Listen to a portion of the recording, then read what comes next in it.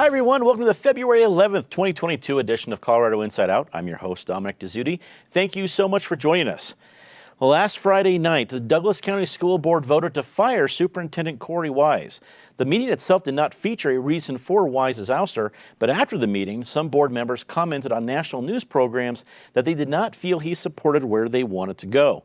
The move was met with a student protest on Monday, and a resident of Highlands Ranch has filed a lawsuit claiming that the board violated Colorado's open meeting law before the firing. Patricia Calhoun from Westward, you talked to our viewers last week and warned there were more fireworks to come.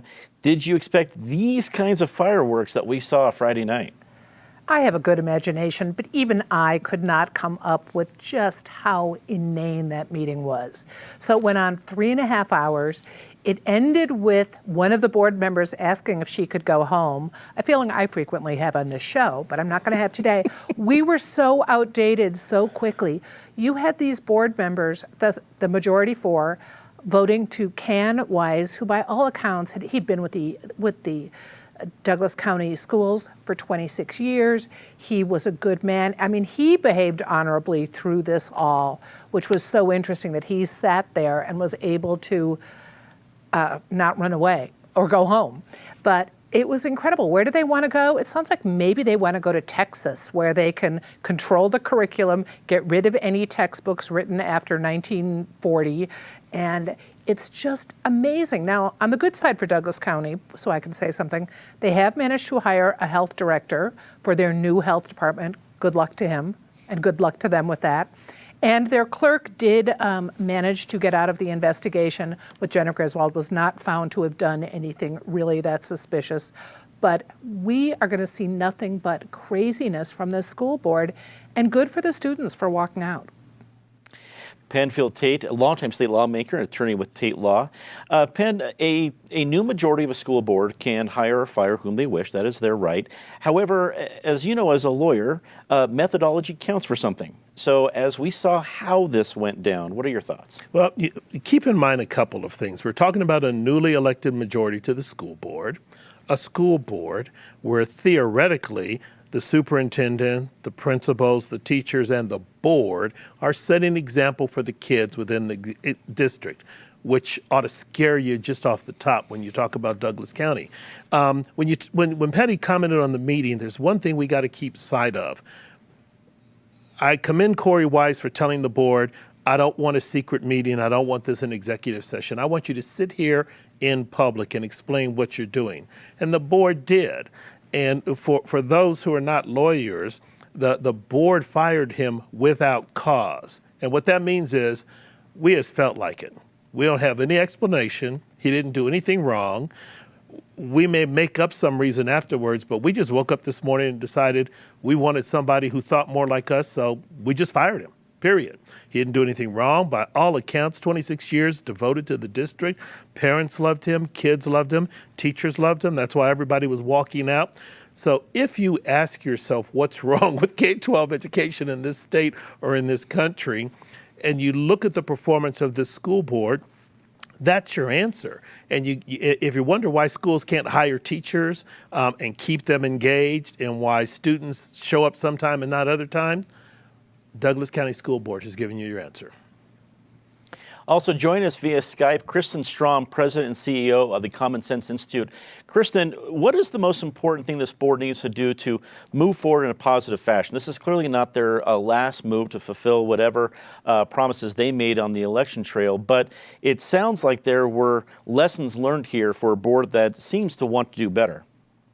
Most definitely. I think the big picture is these school board elections have really become the microcosm of our broken political system. It's turned into World War III, which is not what anybody wants, and it's not the best way to run an educational system. Having said that, though, I'd like to point out that just a few years ago, this exact same thing happened in Jefferson County. New school board, they fired their superintendent right away. Elections have consequences, and that's the biggest lesson out of it. The idea that school boards don't have the right to fire or hire whom they like is totally laughable. And quite honestly, I don't have a lot of patience for the selective outrage from the press on this. Now, moving forward to your question, Dominic, if the Douglas County School Board wants to spite their critics and do right, they need to get laser focused on hiring a great superintendent. That's a great point, Kristin. Also joining us via Skype, Denise Mayes, Public Policy Specialist and Director of Mayes Solutions. Denise, it's great to have you back on the show. Another side story to this whole issue has been the strained relationship between Douglas County school teachers and its new board majority. Do you expect other chips to fall when it comes to that relationship moving forward? I do expect some chips to fall. I mean, pretty much to Patty's point earlier, let's see what's going to happen. And I'm just going to kind of continue on with a little bit of what Kristin was saying. I'm just going to repeat the old adage about how elections matter. And local school boards they are an important pillar in our kids' education. And yet turnout for some of these elections is really abysmal. It's very, very small. So for those of us who are going to continue to care about K through 12 education, we need to remain forever vigilant. The other piece of this is, like, who knew that school board elections would be World War III or would become so contentious? School board elections now, there are a lot of places where they flipped. For example, at Douglas County, they flipped from less right-leaning to more right-leaning. Denver shifted from less teacher union leaning to more teachers union leaning. And so I think the teachers are going to have some battles with the Douglas school board. But I think, again, elections matter, and particularly school board ones. And I'll just say one last point on the lawsuit. From what I've read, this particular lawsuit that has been filed against Douglas County under the open meetings law, it probably has legs. But at the end of the day, win, lose, or draw, Corey Weiss's fate is sealed. He is no longer the Douglas County school superintendent, and the school board has a real important job ahead of it. On Thursday, Governor Polis announced a new public safety plan that would direct $113 million to mental health services, public safety staffing, and early intervention methods. According to Governor Polis, the model is designed to provide more support for community-driven responses to crime. A coalition of law enforcement groups criticized the package, stating that policies like the ones presented have directly contributed to the rise in crime rates. Penn, as a former state lawmaker, the question I have for you is this. This was presented as a group of bills. So for the whole package to work, I imagine that they would like to see all of it pass.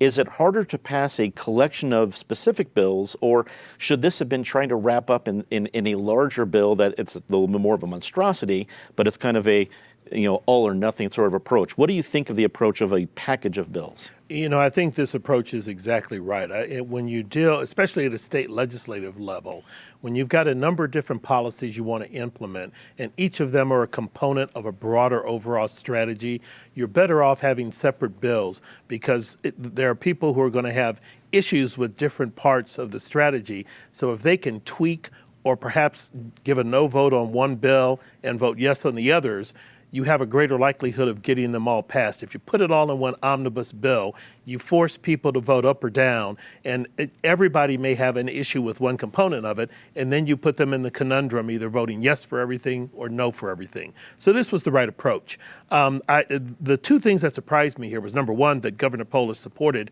this sort of approach, but number two, the way law enforcement responded. With people crying about defund the police, this was, I thought, a thoughtful way of saying, look, let's redirect resources so that our law enforcement officers don't have to be everything to everybody all the time, and start investing in other strategies to help address some of the calls and conditions they meet. So this seemed to me like a reasonable approach. The devil will be in the details, but I'm just surprised at the strong reaction to what appeared to be a pretty reasonable approach to deal with a clear problem we have, which is a rising crime rate. Kristin, it seems that how to address rising crime rates is becoming the defining issue for 2022, especially being an election year. I know the Common Sense Institute has done a variety of research between inflation and other issues. Do you think crime and how to address it is really going to be the headline as we head into the election? I 100% do, and thank you so much. I'm so glad we're talking about crime today. I do want to give a shout out to CSI fellows George Brockler and Mitch Morrissey for their groundbreaking work. It's important for viewers to know the facts. Facts are that total cost of crime in this state in 2020 was over $27 billion, that's with a B, $billion. Colorado had the highest increase in property crime rate. Our 2020 murder rate was 106% higher than 10 years ago, and we had the highest motor vehicle theft rate.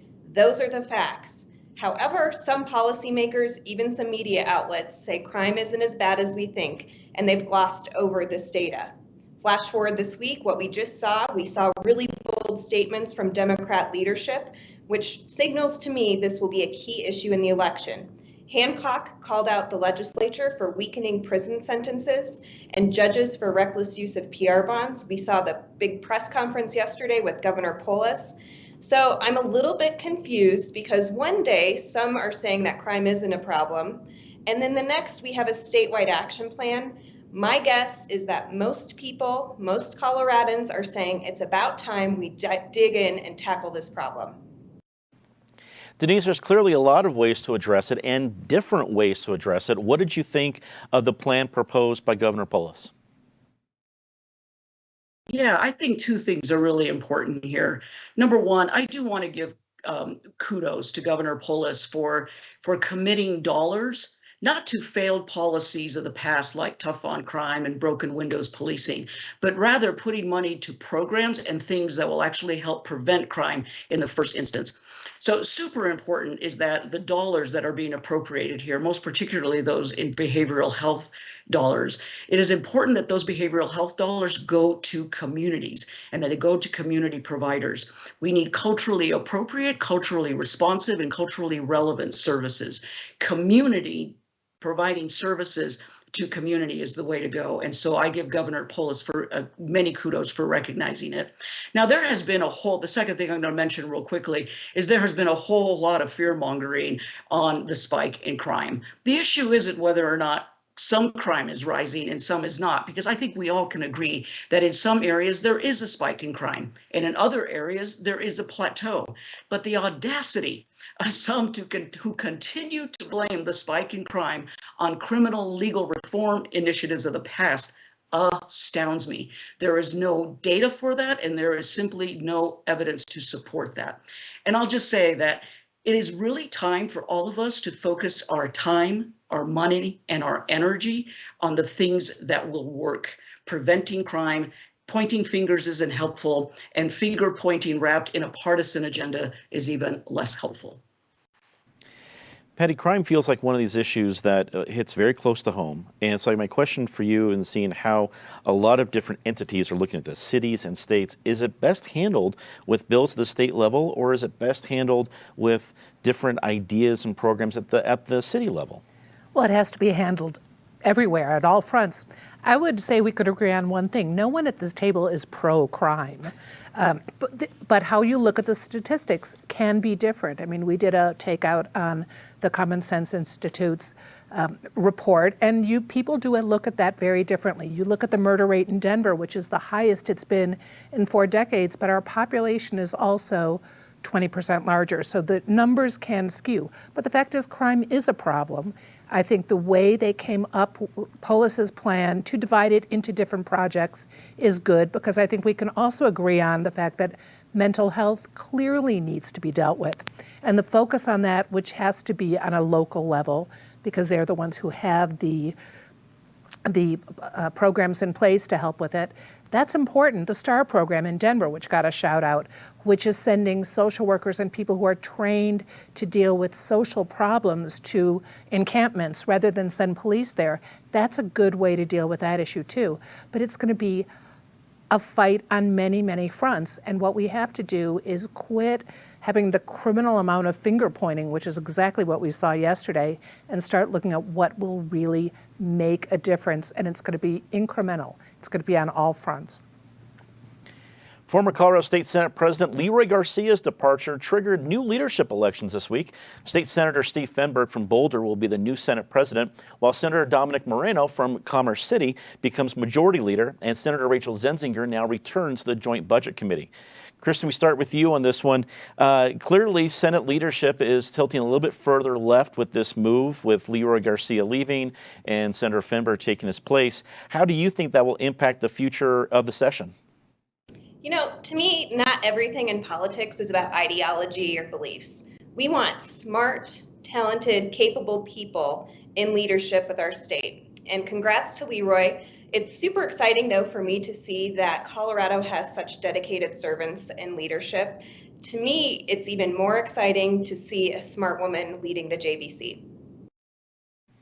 I will echo those remarks, Kristin, about Senator Zenzinger, only because with full disclosure, she and I were both classmates at Regis University on the speech and debate team. So it's nice to see a fellow Regis Ranger doing well. But politics aside, let's get to the other question for you, Denise. Denise, when we look at Senator Fenberg and Senator Moreno, these are two senators who are not shy about disagreeing with Governor Polis on occasion, even more than a few occasions on policies. Do you think that Governor Polis and Senate leadership have more battles ahead in the rest of this session?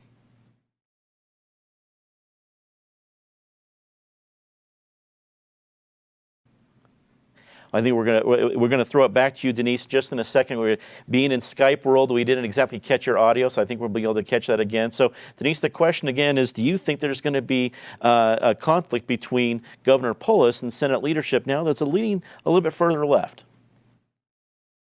Thank you, and apologies on the sound there. And first of all, happy to know that you're another speech and debate person, because I'm one of those nerds as well. Look, I think there will be a little bit more tension. I think one of the quotes, in fact, that Senator Moreno made, now majority leader, made the comment that he wasn't going to dial back his criticisms of the governor. And so I think there may be some battles there that we'll see. You know, a lot of those things happen behind the scenes. They certainly have happened under the former Senate President Garcia, and so I think those things will happen no matter what, and it'll be interesting to see how they turn out. I do want to give a shout out to the former Senate President, excuse me, Leroy Garcia. He's a personal friend of mine. I am sorry to see him leave, and I am sad to see Majority Leader Moreno leave the JBC. He's a brilliant guy. Knowing the budget is such a huge asset, and of course he's just going to be great at his role, and good things to come.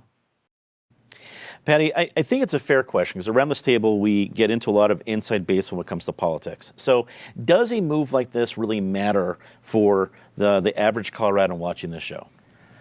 It's not going to this year because we're coming on an election year. So if there are going to be some fights, I think they'll be worked out in a relatively polite way.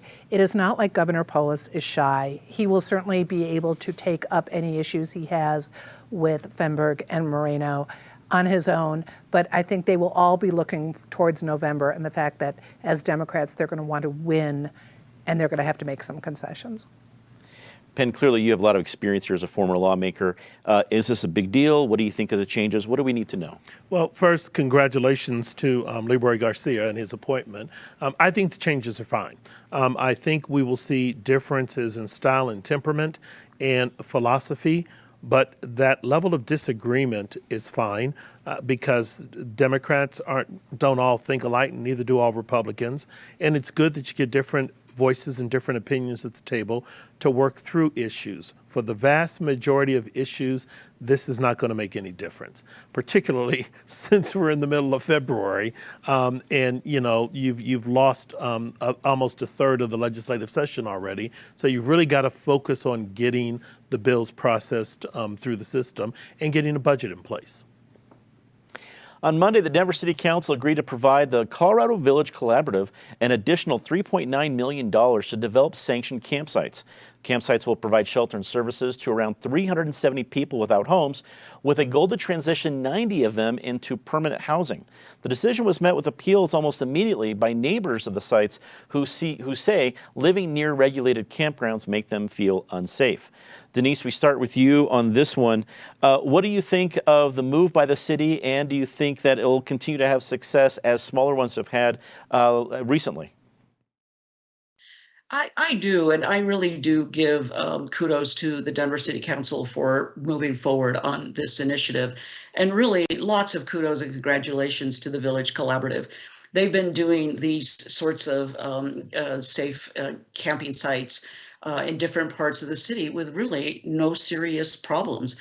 And in fact, the one here in North Denver, my part of town, we didn't even ask for a good neighbor agreement, and there have been no problems whatsoever. And I think for the naysayers, we have to ask what are our alternatives? And these outdoor camping sites, they're not intended to be permanent solutions. And so I get that. The alternative is we have our individuals experiencing homelessness, sleeping on the streets, in alleyways, on storefronts. And so this is definitely a worthwhile investment. And I say yay to it, and let's continue to do it. And I love the whole notion of let's now take them to the next step of transitional permanent housing. Let's keep our eye on that prize as well. Patty, what do you think this move by the city of Denver? Do you think more to come? Well, this is certainly more than was happening before. When this was first proposed back in April 2020, Hancock was very adamantly against these kinds of safe camping sites. But they've proven he changed his mind within a few months. They found locations that worked, and they have been successful.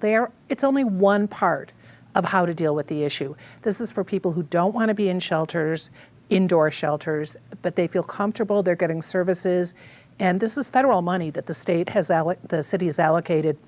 If it gets 90 people into housing, if it gets 370 people into more kinds of services, it's a greater good. Penn, what do you think? A good move by the city? You know, it's long overdue, and my concern is it's so little, so late. Patty referenced the time frame. The time frame was actually, you know, when I and others were running for mayor in 2019, I and others advocated this as a central part of an approach. You needed to have a way to bring people together so that you can bring other services, whether it's mental health, substance abuse, showers, laundromats, everything, to begin to help stabilize them so you could transition them into transitional housing, employment, and some other things. I'm glad the city finally got around to doing this.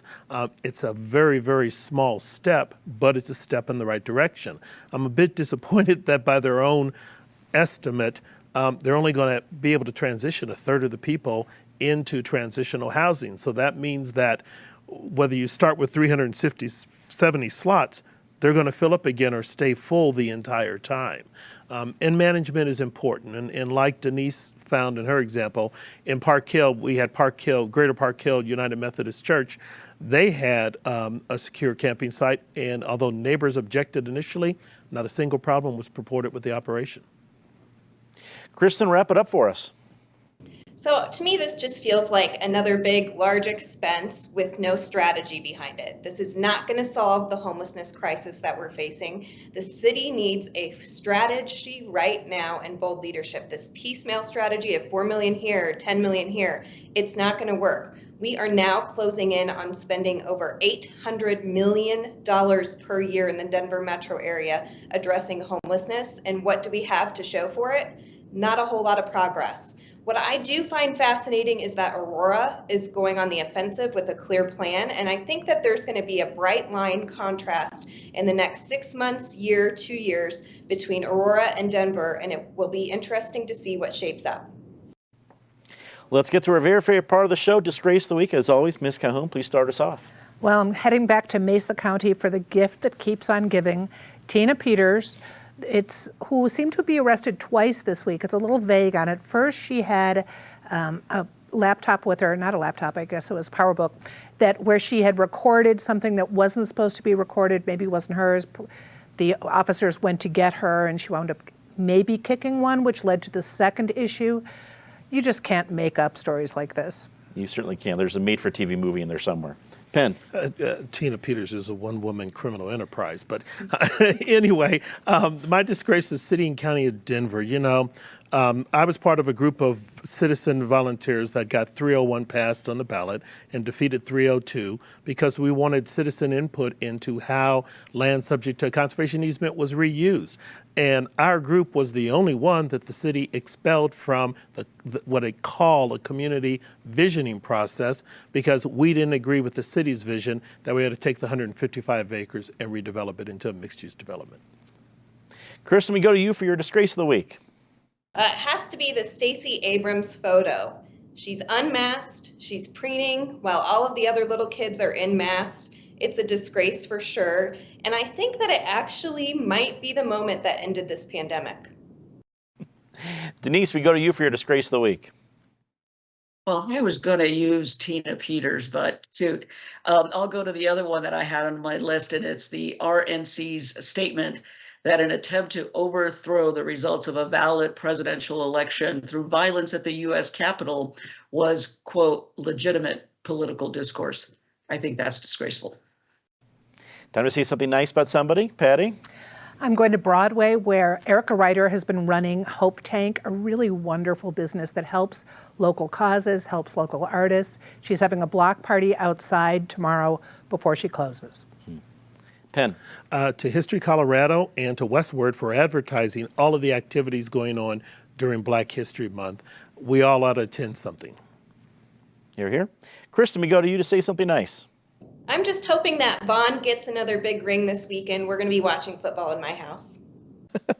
I think a variety of households will be joining you in that endeavor, Kristin, for sure. And Denise, we go to you for your say something nice. Yeah. Have really enjoyed this week reading a former mayor and former transportation secretary Federico Peña's book, which is not bad for a South Texas boy. And what I really took from it is the phrase, imagine a great city, is still very relevant today. Let's imagine.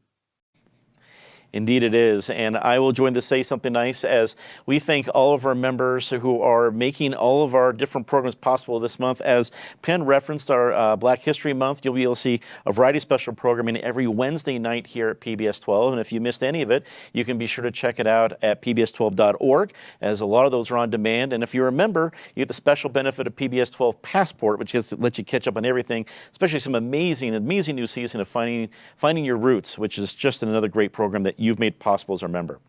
For everybody here at Colorado Inside Out and PBS 12, I'm Dominic Dezzutti. Thank you so much for watching. Good night.